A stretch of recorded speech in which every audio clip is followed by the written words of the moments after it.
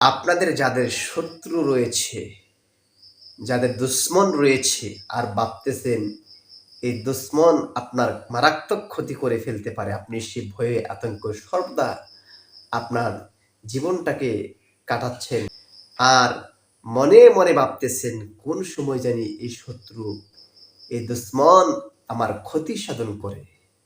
যদি এই ভয় থাকে তাহলে আজকে থেকে আর কোনো ভয় নাই। আপনি এই আমলটা করবেন নিয়মিত।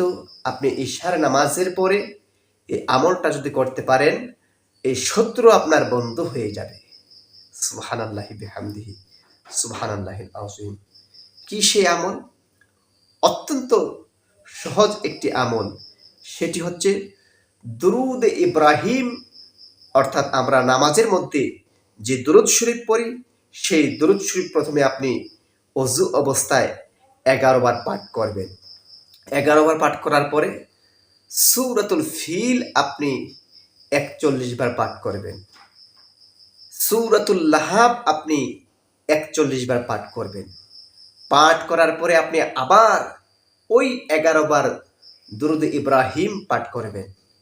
পাঠ করার পরে আপনি 2 হাত তুলে রব্বুল আলামিনের দরবারে কাকুতি মিনতি সহকারে চোখের পানি ছেড়ে দিয়ে কান্নাকাটি করবেন। আল্লাহ, ওই লোকটাকে স্মরণ করবেন, আল্লাহ এমুক লোক আমার চিরশত্রু, দুশ্মন, আল্লাহ এই দুশ্মন থেকে আমাকে হেফাজত করো, না হয় তাকে আমাকে আমার বন্ধু বানিয়ে দাও।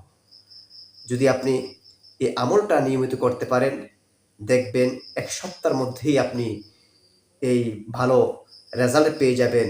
সেই শত্রু, সেই দুশ্মন আপনার চিরবন্ধু হিসেবে হয়ে যাবে এবং সেই শত্রু সদা সর্বদা আপনার তাবেদারি হয়ে যাবে। আল্লাহ পাক যেন যাদের এই শত্রু আছে, দুশ্মন আছে, আল্লাহ পাক যেন এইভাবে আমলটুকু করার তৌফিক দান করে।